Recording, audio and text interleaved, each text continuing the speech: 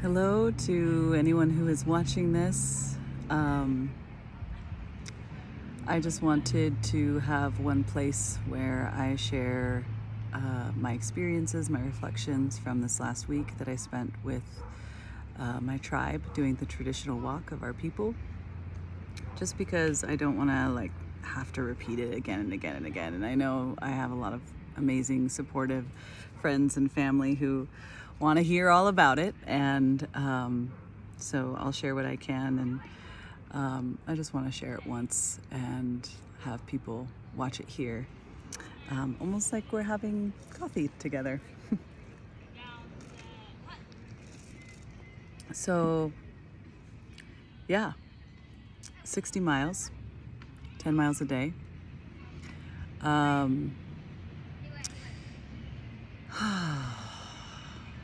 So I am Ahwahneechee, and enrolling with the Southern Sierra Miwuk tribe. There are actually 7 tribes who are associated with the area that's now colonially referred to as Yosemite National Park. And my bloodline comes from 2 of those tribes, Ahwahneechee Miwuk and the Mono Lake Paiutes, whose proper name is Kootzaduka. Paiute is just kind of a word that was applied to groups of people by the U.S. government, so it's not actually their name. Mono Lake Paiutes is not a thing. Their actual name is Kootzadukas.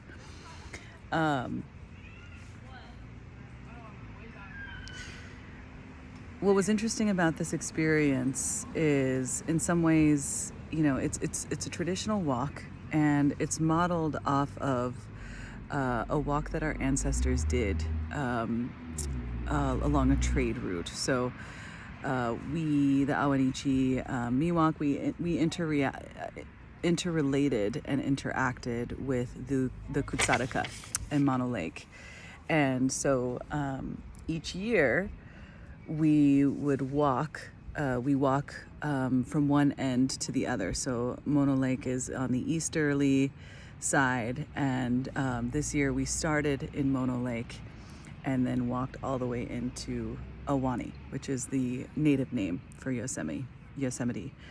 And then next year we'll do the opposite. We'll start in Ahwahneechee and we'll walk all the way to Mono Lake.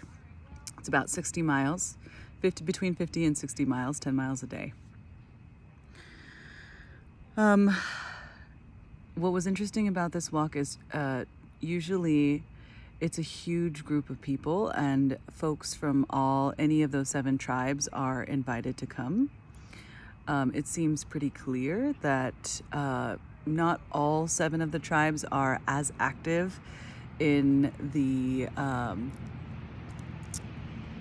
cultural and tribal influences in the park. There are some tribes when there's meetings, they don't necessarily come. But 2 that are the most active and that I have blood from are the Ahwahneechee, the Southern Sierra Miwuk, and the Mono Lake Paiutes, or the Kootzaduka. And what's kind of unfortunate is that because of the Oakhurst fire, a lot of my tribe, the Miwuk, were not able to come on the walk. Some of them had their homes burned down, and if they didn't have their homes burned down, then they were being evacuated. So the fire had a great impact on the experience. When I first got to the trailhead where we were starting, Walker Lake Trailhead, there were probably about maybe 15 people there. 30 had officially registered for the walk, but usually 70, 75 show up, is what I'm told. But it was really smoky when we arrived, and so some of the elders who were there were some elders from the Bishop Paiute tribe, and then there were mainly from the Bishop Paiute tribe, and also there were some from the Kootzaduka.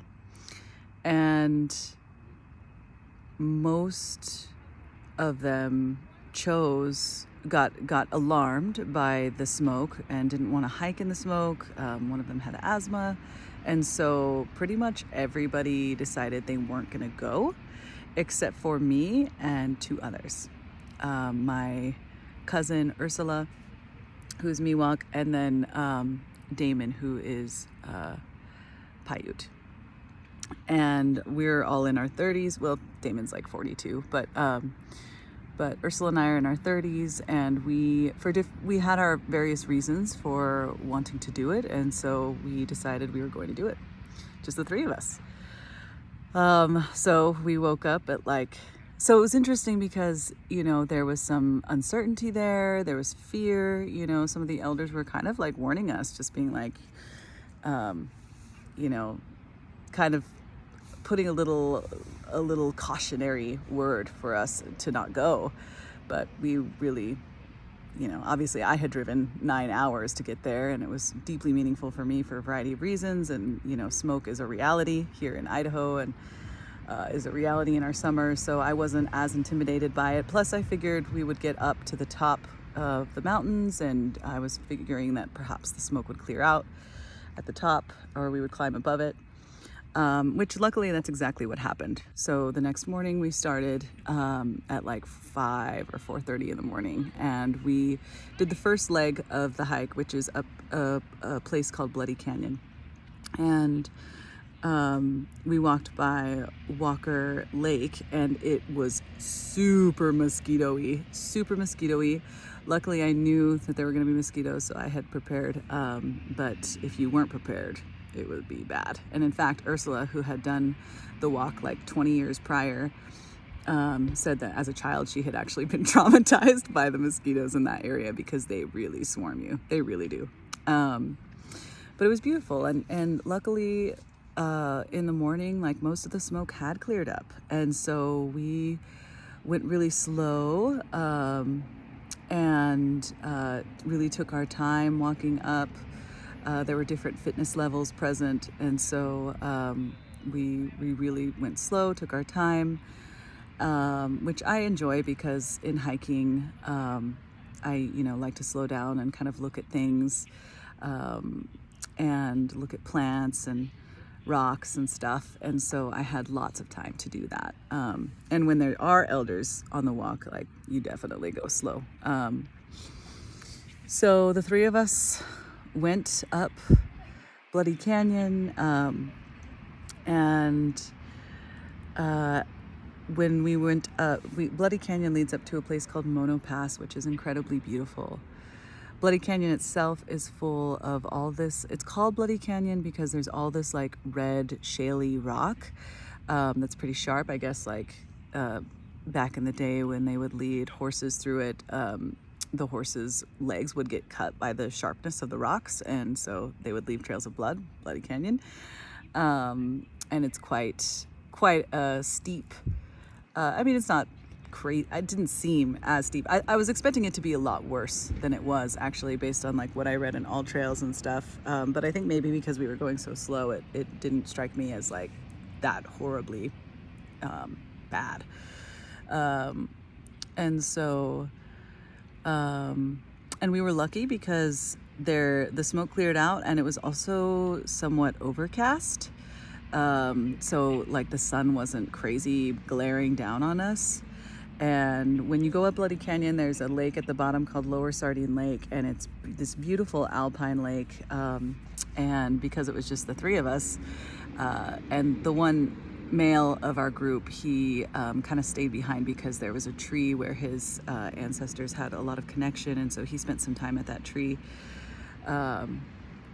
And so I continued. So he was far behind me, and so when I got to the lake, I totally stripped naked and swam in it. And it was just amazing because after that hike, it is a climb, and so I was hot and dusty, and it ended up being that I was leading the way, which was also interesting.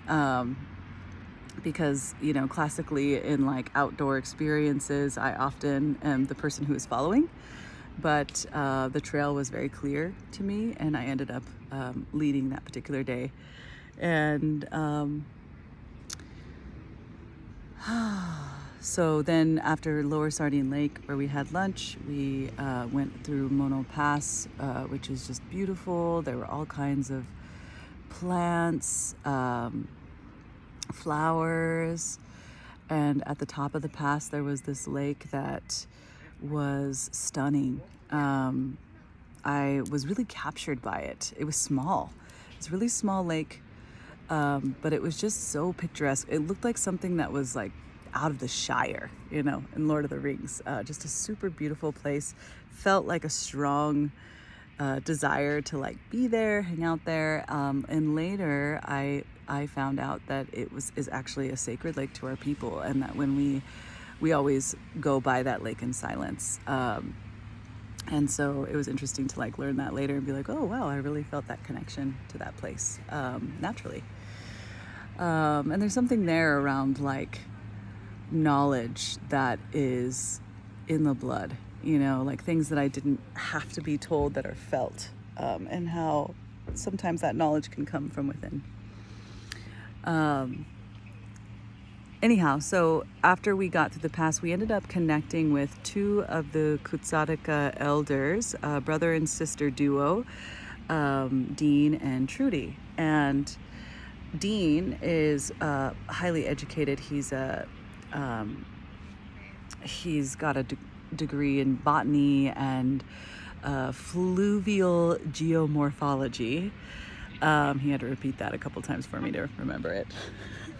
But he was really amazing because he could identify plants. So he, on the walk, he would like point out different plants to us and tell us their native names, tell us what they were used for by our people, which was really special. Really appreciated him for that. Trudy was just beautiful. I mean, classically Indian, beautiful. They have a strong connection to their culture. They grew up in that area, and Trudy was just a great example of like, both of them were a great example of just like native, like realness. Like what I mean by that is, so some of the Bishop Paiute elders, they taught us different cultural things. Like for example, they said that they carry like bottles of like beads and shells, and they said that to honor our ancestors along the walk, that we should toss those out into the woods because the ancestors like shiny things. And they also told us, to offer tobacco because the grandfathers will, if you take some tobacco and you put it on like a rock, then the grandfathers will smoke it. But I had some like challenges with throwing, plastic beads in the woods. It just didn't feel like super right. And so I asked Dean and Trudy about it, and they said that in Kootzaduka culture that they don't do that they don't. Trudy said specifically that she didn't want to add any man-made things to the forest, and that was a Bishop Shoshone Paiute thing. And they also the Kootzaduka also don't offer tobacco. You can offer a prayer when you take something from a plant, or a strand of hair, but mainly they just said that like a prayer works. And they were very practical, Dean and Trudy. Like they were quiet. That was something else that was interesting about this hike. All of us were very quiet, silent people on the walk. And of course, when we were camping, I would ask questions, we would talk and laugh and joke, but on the walk itself, all of us were pretty quiet. Dean and Trudy described themselves as introverts, and Dean would offer information about the plants, but otherwise we just would walk in silence. And it felt very like comforting. Because of course here in white culture, a lot of times there are people who are really uncomfortable with silence and will fill the silence with lots of like chatter. And I myself have sometimes felt insecure about my silence, that I should be more like outgoing, or I should be talk more or whatever. And so it was just like really comfortable, and it was just comfortable how we were all the same in that way. And also something about that silence like really helped me connect to the land. But I really appreciated Dean and Trudy. They were there for the whole rest of the walk. They were the primary elders that they were the elders actually that we walked with, and very practical people. I've just learned a ton from them. A lot of respect for both of them, and I think that's maybe all that I'll say about that for now.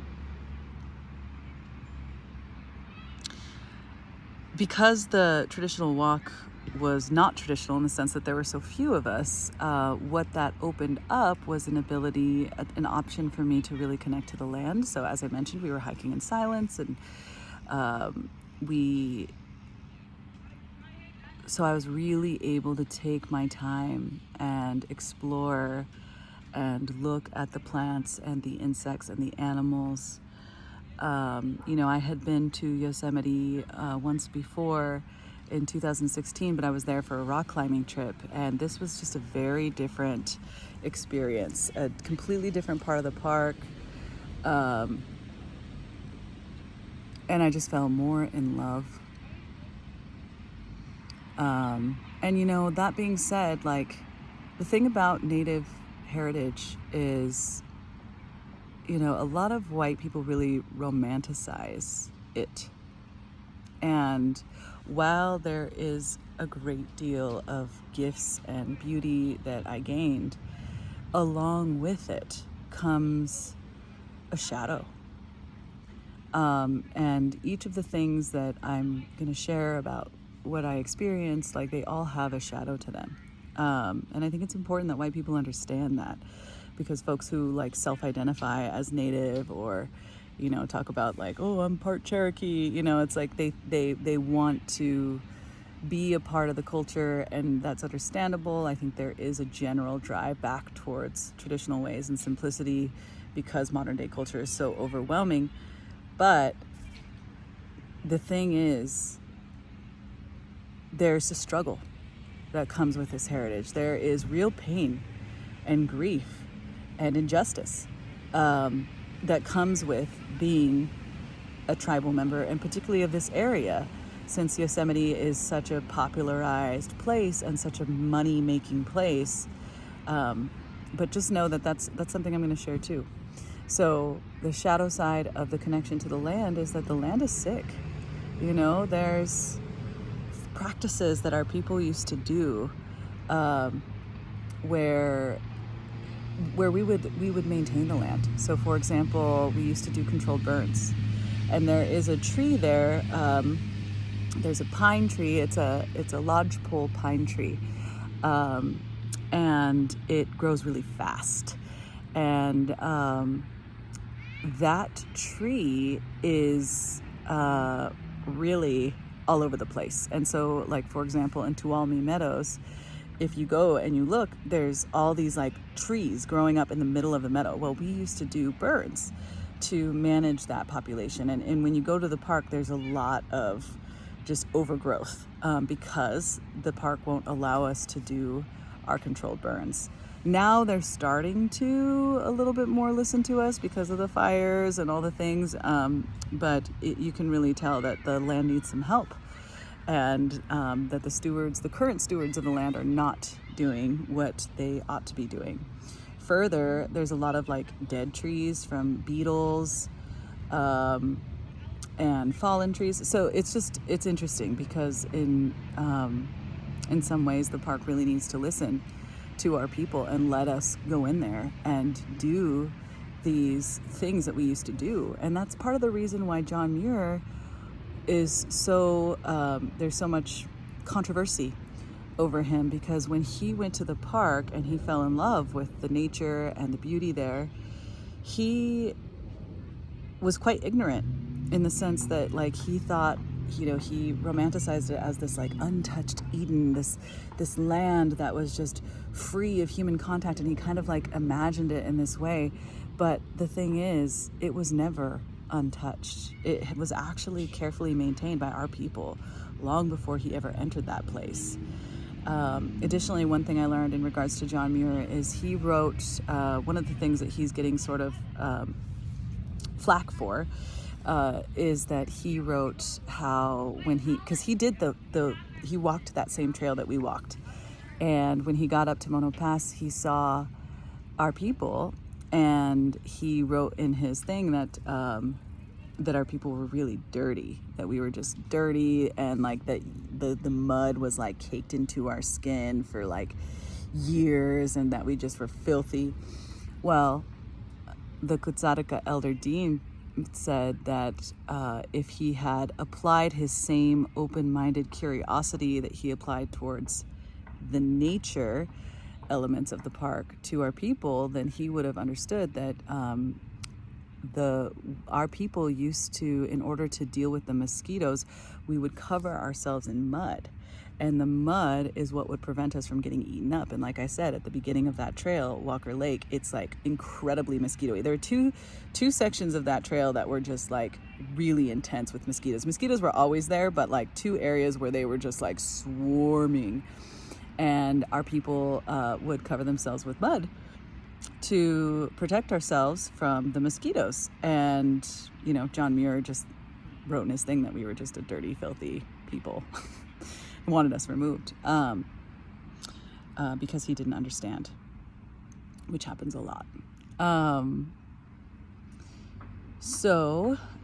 Side note that they're going to be changing the name of the John Muir Trail to something different, to honor the Native people.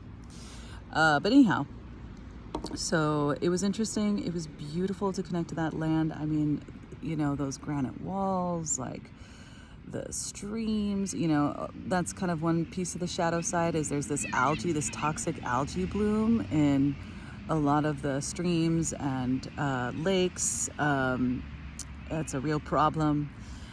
Park employees actually talked to us about that as well. The park employees were actually really respectful, and there were many situations in which we interacted with them. When we camped at Tuolumne Meadows, we were right by the search and rescue camp, and they brought, it was rainy that day, and the search and rescue kids brought wood, because they had a supply of dry wood. The park had set out wood for us, but because it was rainy, it had gotten all wet. So the search and rescue kids brought over a bunch of dried wood and kindling, and they were super sweet and super respectful. And then other park employees that we met with were just incredibly nice, and a lot of them, it's interesting, a lot of them don't know about our struggle for federal acknowledgement. So both the Southern Sierra Miwok and the Kootzaduka people while we are the most, it seems to me, we are the most active in the park as far as organizing cultural events, monitoring different sites, like when they're expanding campgrounds and stuff, a cultural monitor is there, because if they find any artifacts or any things from our people, one of our people has to be there to kind of make sure the park doesn't steal it, or the companies that are doing the construction. And so and then when things come up or decisions need to be made, generally it's these two tribes, the Miwuk and the Kootzaduka, who are, and the Bishop Paiutes are active too. It's them that are really the most active. The other ones, the other four, it seems like, from what I was overhearing, are not as available. And so, yet what's interesting is that the Miwok and the Kootzaduka are the two federally unrecognized. Being an unrecognized tribe has a lot of consequences, and that's a whole other video. But long story short, if you are federally recognized, you have more sway. You are listened to more. You have more of an ability to do the things that you need and want, that you need to do to steward the land, and that you want to do. And as many of you already know from previous posts, it's a really big struggle that my tribe has personally been involved in for the last 40 years, trying to get federal acknowledgement. But anyhow, I'll get to that.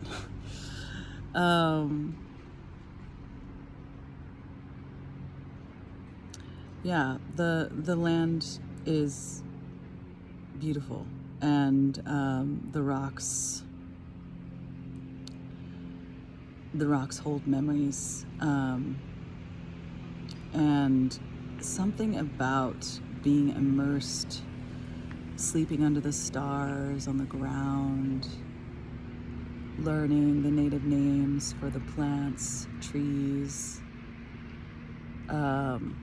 It felt incredibly cleansing, and like things for me shifted on a cellular level. Being around my family, a whole branch of my family that I had never met in person, was also deeply meaningful. As many of you know, a lot of my family here in Idaho, they choose not to have really any connection with our tribal heritage, and many of them are sadly really, really, really Christian.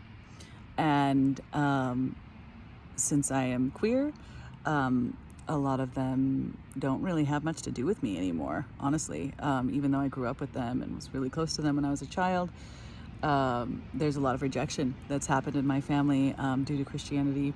And so because Christianity can be so pervasive in Native cultures, due to assimilation efforts, I was worried that, this family too might judge me with my like leopard tattoo and my gayness and my all the things that make me me. And I'm so like bold about it.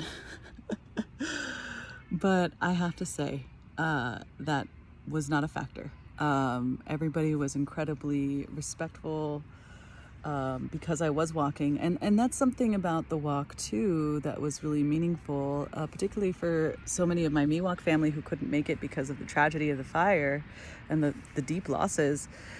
When we're walking, the elders reminded us, like, we're not just walking for ourselves, we're walking for all the people that can't be there, whether it's the elders who are no longer able-bodied enough to do it, or like so many members of my tribe who were suffering with losses from the fire. So, or even my family here in Idaho who aren't connected. I was walking for them, and I was holding them. I was praying as I was walking, praying blessings for them and hope and healing for them. So I was carrying all of that with me as I was walking too. And that was deeply meaningful. And so, when there was different times in which the elders would connect with us. So the Kootzaduka elders were responsible for making our food, and they did a great job. And so when we'd get to our camps, they had this like food truck, and they would prep so we didn't have to carry the food, which was amazing. So we'd get to our camps, and the chair or chief of, there's not chiefs anymore. We call them chairperson. The chairperson of the Kootzaduka tribe is an amazing person named Charlotte, and her and another woman named Diane from the Paiutes, they really stepped up and made these just amazing meals for us. And it was so wonderful to get to camp and like be able to have these meals ready. And they were just so glad that we were walking, and they just kept reiterating like how important it was to them that we were walking, and that we were really honored extensively throughout the whole trip for being the walkers. And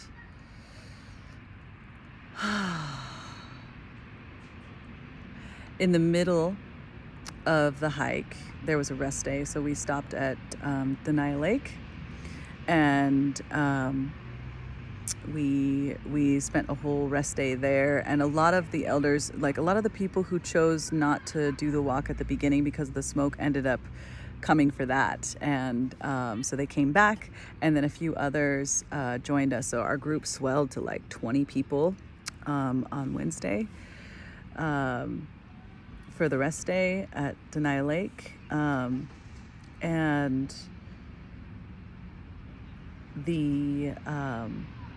And so that was a really great time. Like, I did some beading with the elders. I made a bracelet, learned some different techniques that I didn't know before. And that's when I learned a water healing song from some of the Paiute elders. Got to know different family members, different cultural pieces around like sage and prayers, and like how, like, interacting with elders. And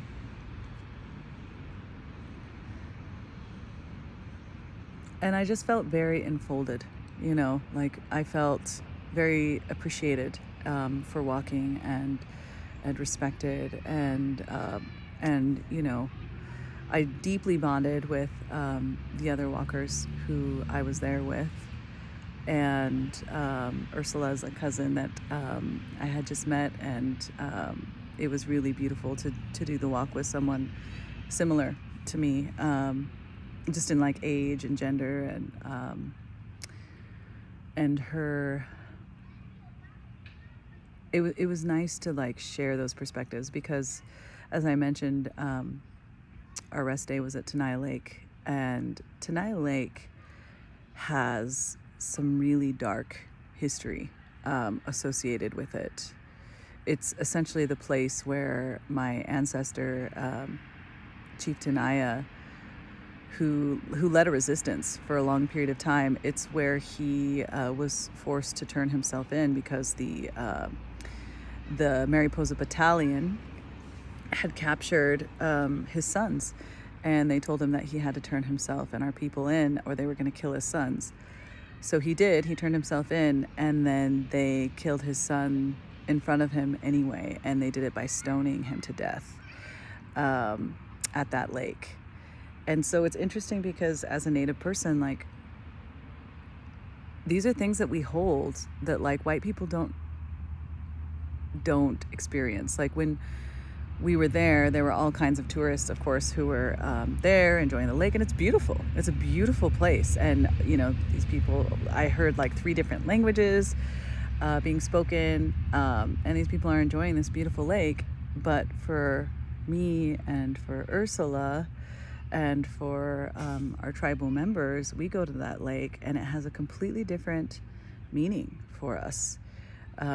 It's a place of loss. It's a place of grief.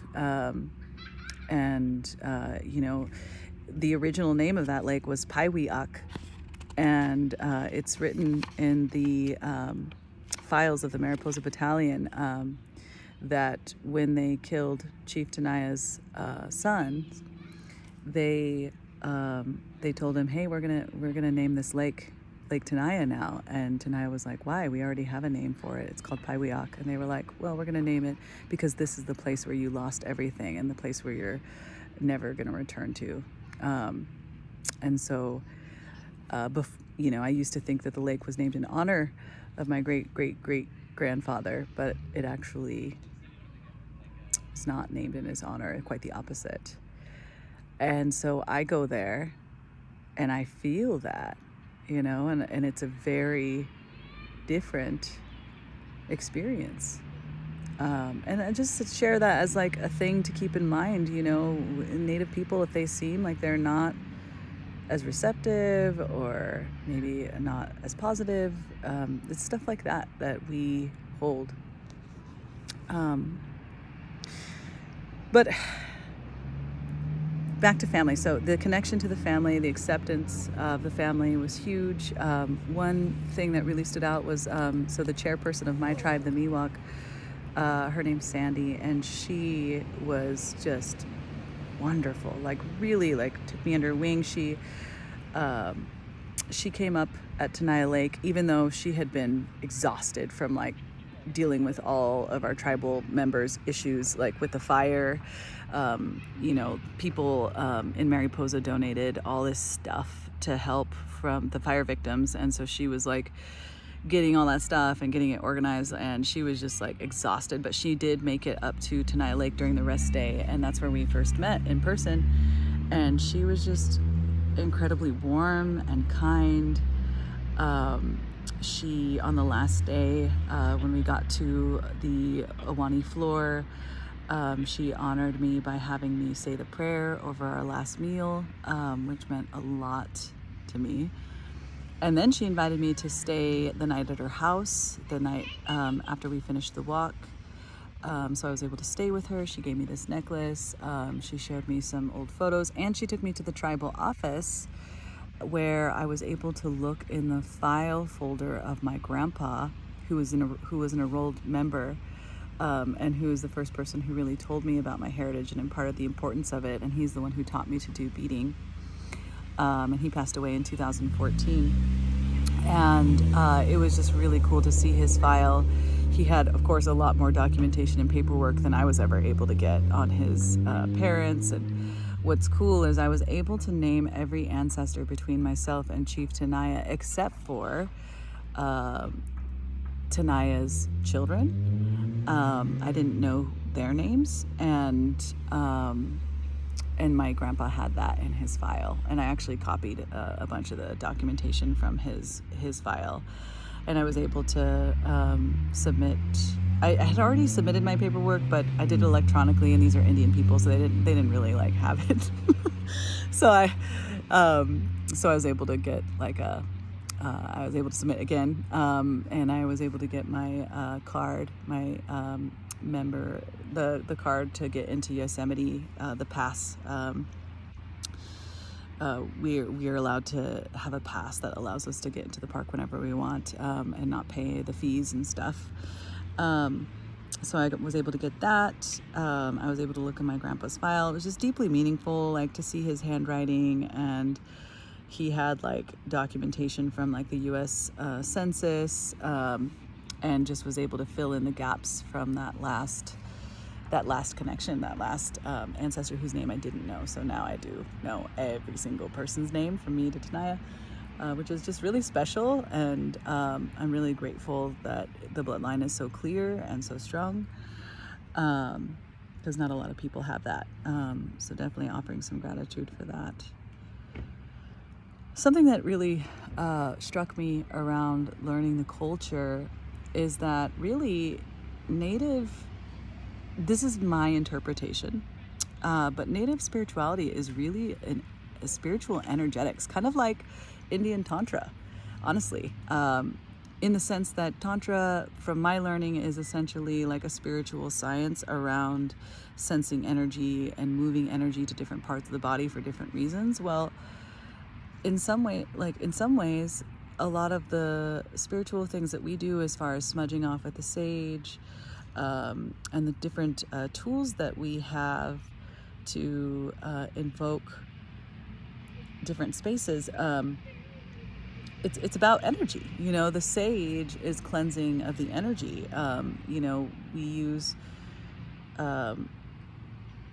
We use natural things to shift us into different states of energy.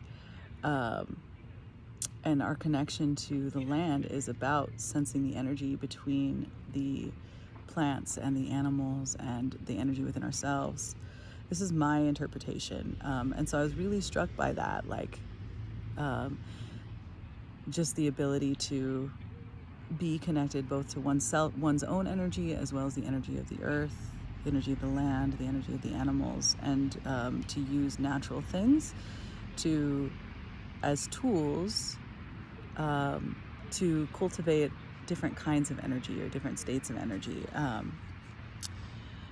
I also learned a great deal about the intertribal relations, which is muddled and interesting, and also hard, because sometimes federally recognized tribes are not as keen to help unrecognized tribes, because there's a sense of there's a certain allotment of resources, and so the more tribes that are recognized, sometimes recognized tribes can perceive that as there will be less for them.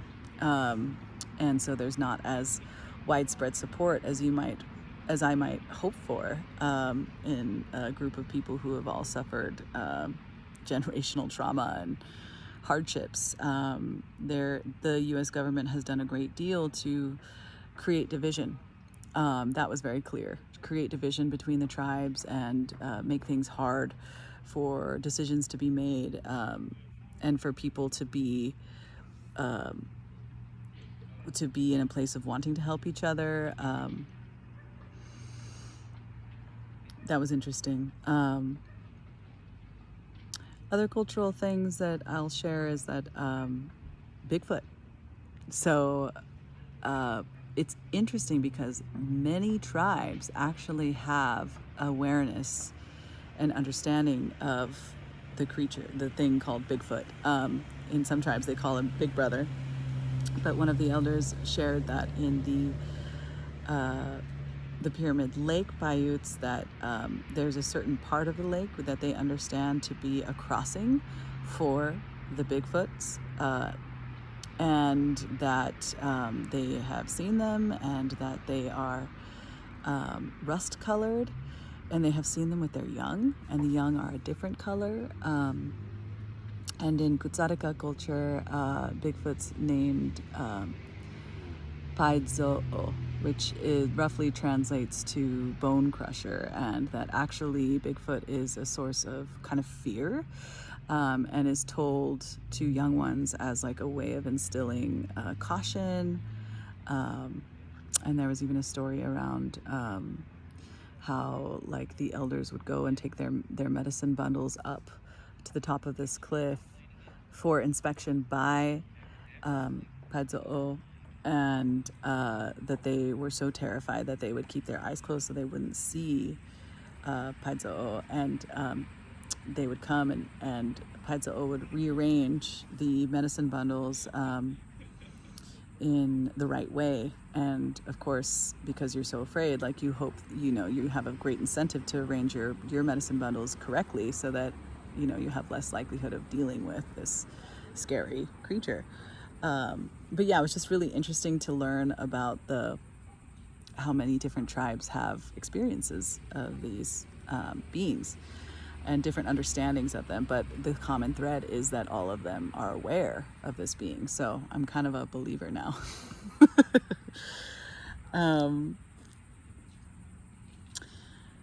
Yeah, and the grief. I knew before going, just because the more that I become involved in my tribe, there have been some really heavy pieces of learning. And as I've gotten more involved, like more of these things have come up, like the story of Tenai Lake, for example. And there's a lot more than that. But the grief, the rage, the injustice that we are forced to deal with is real. So, for example, one of the elders was telling us about her mother who was forced to go into the boarding schools, the infamous Indian boarding schools that were ran by Catholics, Christians. And she was talking about how her mother had tribal tattoos on her shoulders, and that when she went into the boarding school, the Catholics used heavy grade sandpaper and burned the tattoos off. So her mother had like super thick scar tissue on her shoulders, and that when she was a child, she asked her mother, like, what is this skin? And her mother was like, I'll tell you when you're older. Damon, who went to an Indian school in Kansas, he said that the school did a lot to educate the young people about the boarding schools because it gave us understanding of what our elders dealt with. And he said that they have items that were used in the boarding schools, and one of those items were these little tiny handcuff manacles that are sized for 2 or 3 year olds. So they would take Indian children and they would restrain them with these cuffs, little 2 and 3 year olds. And it's like understanding what I understand now from my somatic sexology background, that trauma is carried in the bodies. It's like, no wonder, so many Native people have massive inflammation in their bodies. So many Native people, like, I feel like every single, a lot of the elders were talking about, like, the elders of their time, and people who had done the walk before, who were really good at telling the stories and sharing the songs. And of course, not a lot of those people were able to make it. And a lot of them were dead. A lot of them passed away. And I feel like almost every time they mentioned an elder who passed away, that elder passed away from cancer. And I just feel like that we hold those things that our ancestors went through in our bodies. And it's rough. It's rough. A lot of addiction, obesity, and it's because of things like that, great-grandparents, great-great-grandparents who were forced into those schools and were abused, just deeply, deeply abused, in ways that were long-lasting.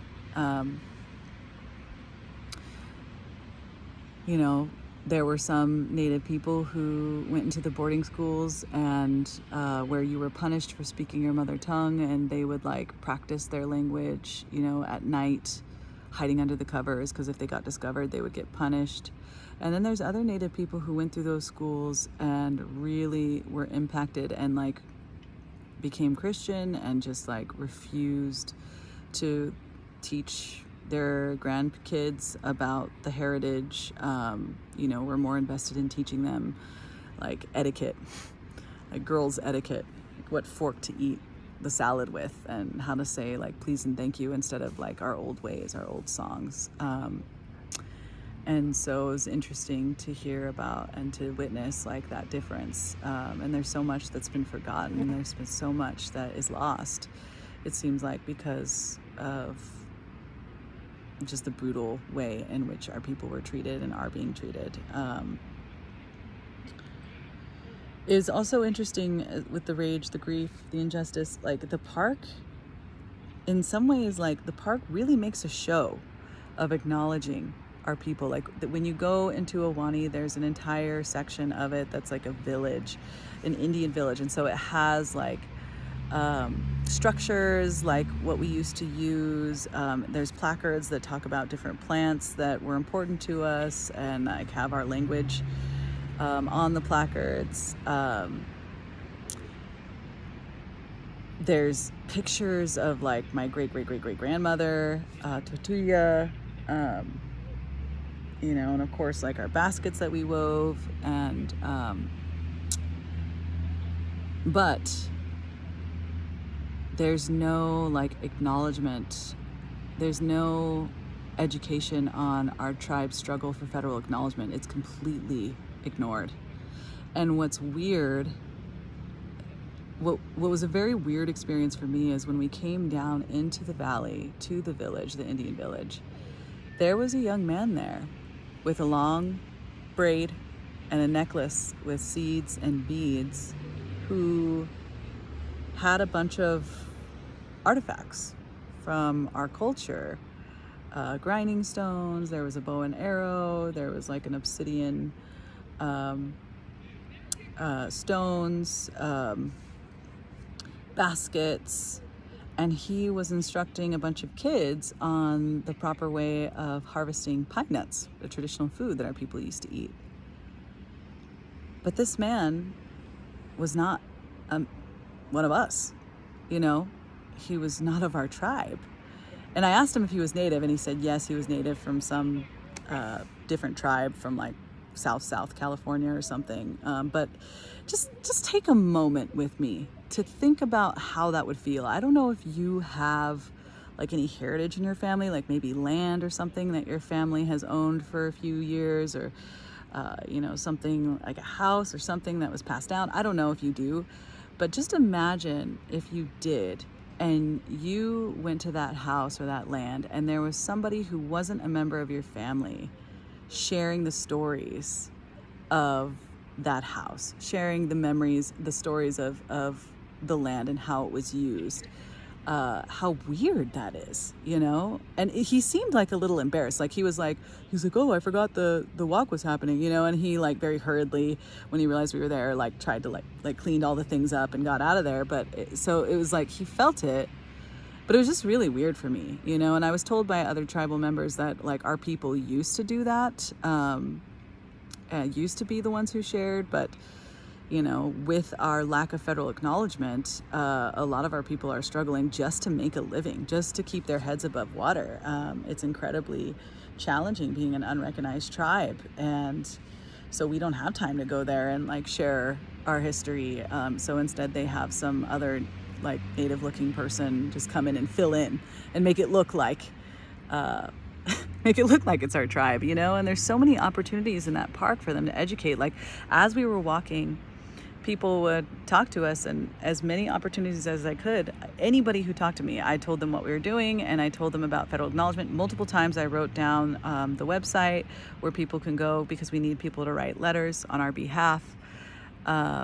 And so many of the visitors of the park, the tourists, were like, I had no idea that the tribe isn't recognized. Like, how is that even possible? Like, how can you not be acknowledged as a people when this park does acknowledge your people all over the place? And like, just nobody knows, you know? And the park does a really good job of ensuring that. Like, they make it look like our people are really honored and remembered, but in reality, we are disenfranchised, we are disempowered, we don't have rights. And what's interesting is, while I was there, the park right now is currently working to expand Tuolumne campgrounds, and they dug up these huge obsidian spearheads, like I think 2 or 3, some of which were perfectly intact.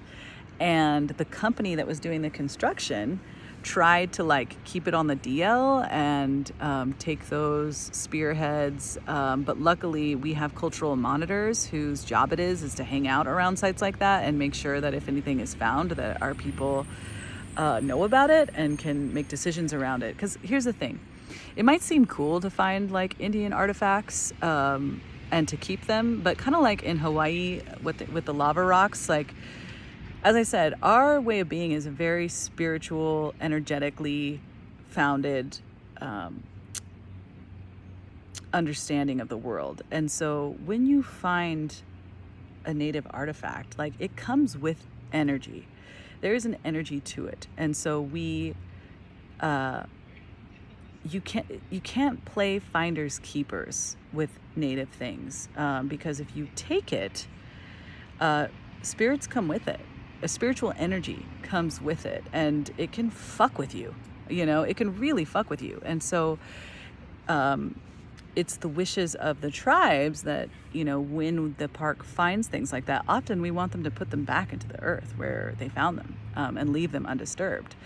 But of course, you know, the park wants to put them in museums or like study them. And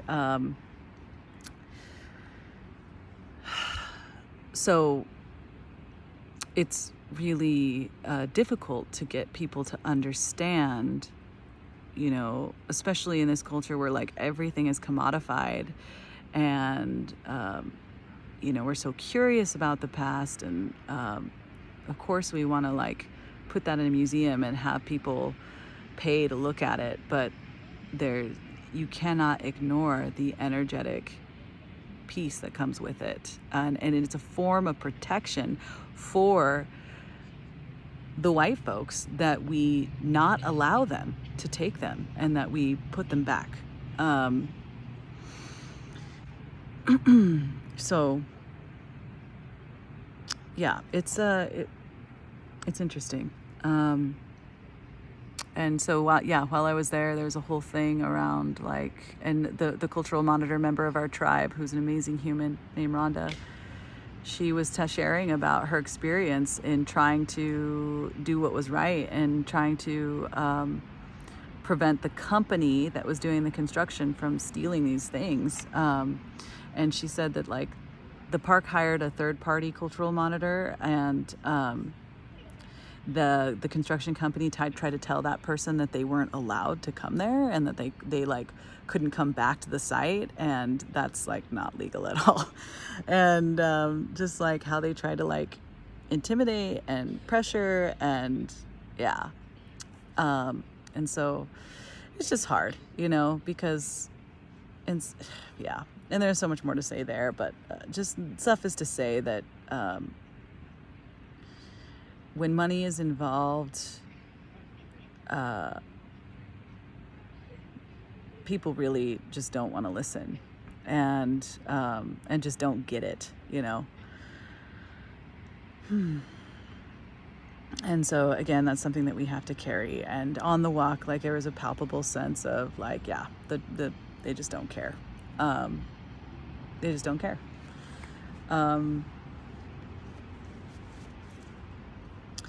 So this is a really long video, but some takeaways for me. At one point I asked some of the elders, like, what's the most impactful story that you've been told that stuck with you? And one of them shared, so our people used to eat acorn.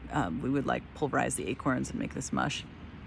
And oftentimes when we make that meal, people will salt the acorns because they're really earthy and bland tasting. And one of the elders said that his elders told him never to add salt to his food, because when you add salt to something, it makes everything taste like salt. So you actually are not able to really taste the natural flavors of the food.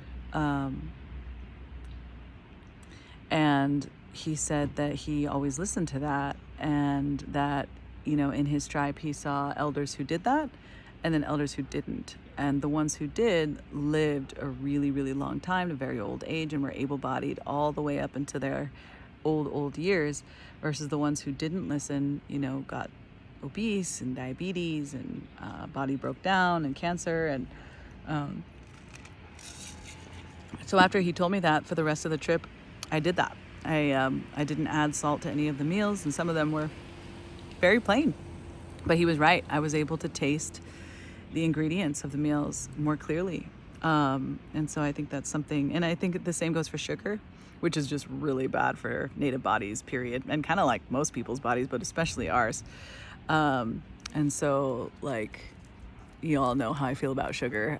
So it's just a reminder too of that. And like really giving myself a chance to taste the food. So this morning when I made my oatmeal, I didn't add any sugar to it like I normally do, and just really tasted those earthy oats.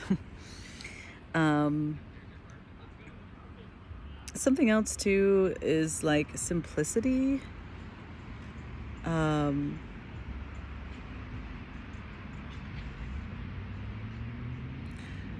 Yeah. Being like a simple person.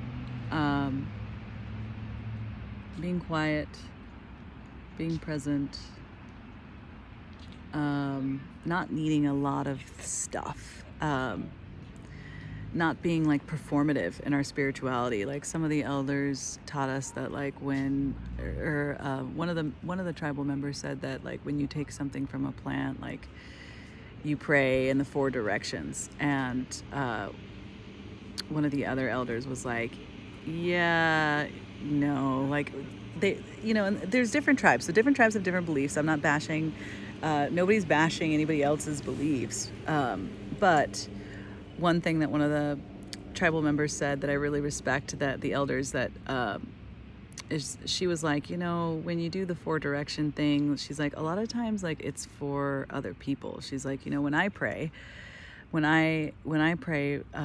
I just do it silently in my head. And it kind of reminded me of this, like, recent legislation that the Supreme Court did, where the high school coach can pray at the mid-yard line. When people told me about that, I was like, it's really interesting that that man feels the need to, like, go and pray at the mid-yard line, because as far as I know, talking to God is a personal thing. Like, you pray in your mind. So to, like, make a show of it is just that, a show. And kind of takes away from the validity of that. And I think we live in a time now, and I think a lot of people would agree, where there's a lot of performative spirituality, like a lot of like mysticism, and like people wanting to like seem really like guru-y, and making a big show of their spirituality as a way of like selling themselves. And so that struck me. That isn't to say that like, making an offering to the four directions isn't appropriate at times, but like being, so that's just something, an awareness for me of like not being performative in my interrelations with this culture, and being really conscious of, in our tribe, there's this sense of like, do things in the right way, do it in the right way. You can feel it, attune to the energy of what you're doing, and be authentic in that. And performative spirituality is something I've always hated, probably because of my Christian upbringing, where it's very prevalent in that culture. But yeah, also like the new agey culture, and also people who, take on native traditions, being super performative about it. And it's like, are you really doing it for yourself and because you're relating with spirit, or are you doing it because you're being watched? Something to pay attention to, for sure.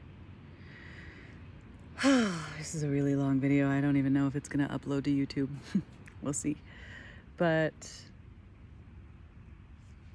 I'm different. Like I feel more settled in my nativeness. Like I knew that people had burned sage, but I never really did it before because I didn't know like the cultural pieces behind it. Like I've never carried a medicine bag because I didn't understand it, and I'm not going to do a thing if it doesn't feel authentic to me. Well, now I have a much better understanding, and so I'm actually going to make my own medicine bag and have that with me. I'm also inspired to do more loom beading because Trudy had this just really beautiful beadwork. She had a band around her hat, and she had the most beautiful medicine bag, and she really inspired me to make those things, and to recreate, to connect with that energy of making things. And then maybe that's kind of what I was going with, the simplicity, like not like buying stuff, but like making it, and the effort and the prayers that go into it. And when I do bead earrings, I do pray, and I am putting intention, and I am focused with the beads. And so, so now I'm excited to do more loom beading. But, again, I feel like there's this theme in my life in the last year of really where life is teaching me to expand around states of both elation and tragedy at the same time, and like to feel both of those. And I feel like this journey really, really elucidated that. Because it was beautiful, and connections were made, and forgotten things were remembered and shared, and at the same time, like there was also deep tragedies. Like I wasn't able to learn as many like stories and songs from my tribe because all of them were dealing with tragedy from the fire. There was no sweat lodge also, which was a huge disappointment to me because of COVID concerns. I guess one of the previous sweat lodges, people got sick, and it was a mass spreader event, and an elder died, and there was all this flack. And so there was no sweat lodge this time, but next year, hopefully it'll be on. The feeling, those stories, going to those places where such deep history, sorrowful history resides, the land, coming into Ahwahneechee and just seeing my culture being mimicked. So yeah, I mean, there's definitely deep grief and holding of like really dark stories and histories of suffering and sadness, and at the same time this rediscovering and this beauty of reconnection and remembering, and feeling. It was also really beautiful because as I was walking, like I felt the presence of my grandfather and my uncle, who both were really involved in the culture. And actually, at the end of the walk, I met some elders, an elder who actually makes Native American flutes, and my uncle Al played the flute when he was still living. He died from cancer. And so there's a connection there of perhaps I will be able to get a native style flute and play it in his honor. And then when I was walking, I just felt my grandpa with me. And then looking through his file, seeing his handwriting, I felt him with me. Like, it was just, yeah.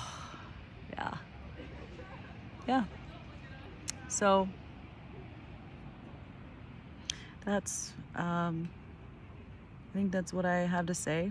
I'm excited to continue to connect with that land and connect with my people as much as I can going back there. And now that I have my pass, I really want to explore more of the valley and more of the land around the valleys. Yeah, and I'm so grateful to be able to go out in nature and spend like a sustained amount of time in nature, sleeping under the stars, no cell service.